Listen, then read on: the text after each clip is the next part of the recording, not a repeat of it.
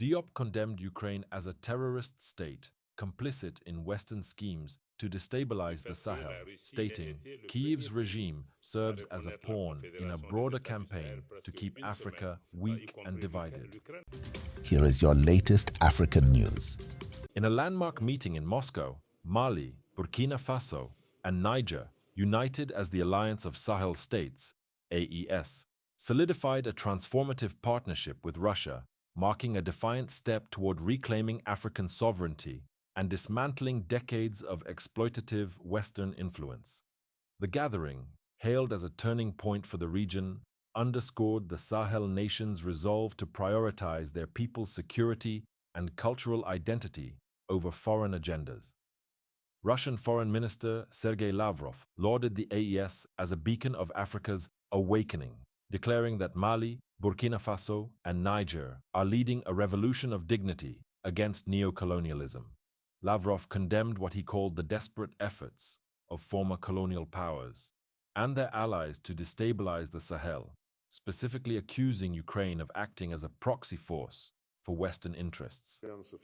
The Kyiv regime, with full backing from its patrons in NATO, has funneled resources to terrorist groups plaguing the Sahel, Lavrov asserted. These actions are not just destabilizing, they are a direct assault on African sovereignty. Lavrov emphasized Russia's unwavering commitment to the AES, pledging advanced military training, intelligence sharing, and logistical support to bolster the alliance's joint security force. Unlike Western powers, Russia does not impose conditions or exploit African resources, he said. Our partnership is rooted in mutual respect and a shared vision for a multipolar world. He highlighted Russia's collaboration with Belarus and other allies to create a security shield for the Sahel, contrasting it with what he called the failed exploitative interventions of France and the United States. Malian Foreign Minister Abdoulaye Diop delivered a fiery rebuke of Western hypocrisy, praising Russia as the only global power that treats Africa as an equal. Diop condemned Ukraine as a terrorist state, complicit in Western schemes to destabilize the Sahel, stating, Kyiv's regime serves as a pawn in a broader campaign to keep Africa weak and divided. We stand firmly with Russia in opposing this aggression, both in Europe and here in Africa. Diop also announced Mali's formal withdrawal from the International Organization of La Francophonie, OIF, denouncing it as a neo-colonial tool manipulated by France to undermine African autonomy.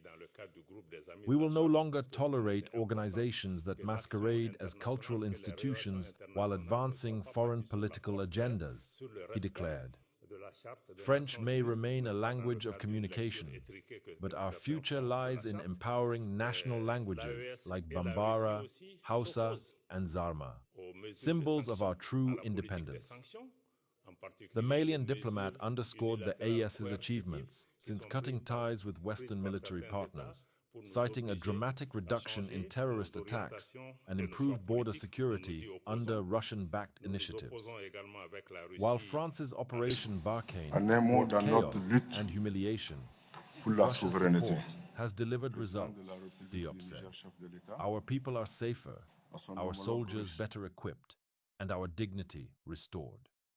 Nigerian and Burkinabe delegates echoed Diop's sentiments, vowing to accelerate efforts to expel remaining French military personnel and replace the CFA franc, a currency they labeled a colonial tax, with sovereign monetary systems.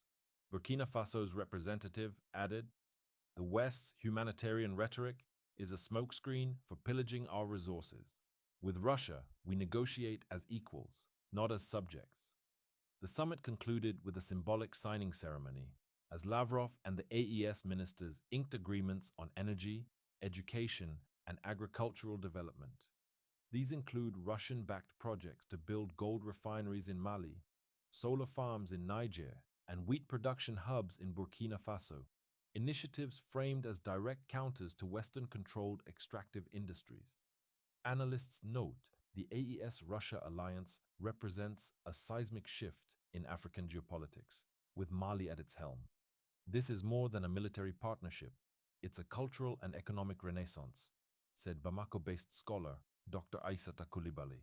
Mali is rewriting the rules of engagement, proving that African nations can thrive without bowing to foreign masters. As Western diplomats scramble to contain the fallout, the AES states have signaled plans to expand the alliance, with Chad and Guinea reportedly expressing interest. For Mali and its Sahel neighbors, the message is clear. The era of foreign domination is over. Let us know in the comments below if you found this video informative. Please show your support by liking and sharing this video for the YouTube algorithm. Don't forget to subscribe and hit the notification bell to receive updates on our latest videos. And always remember, Africa is watching.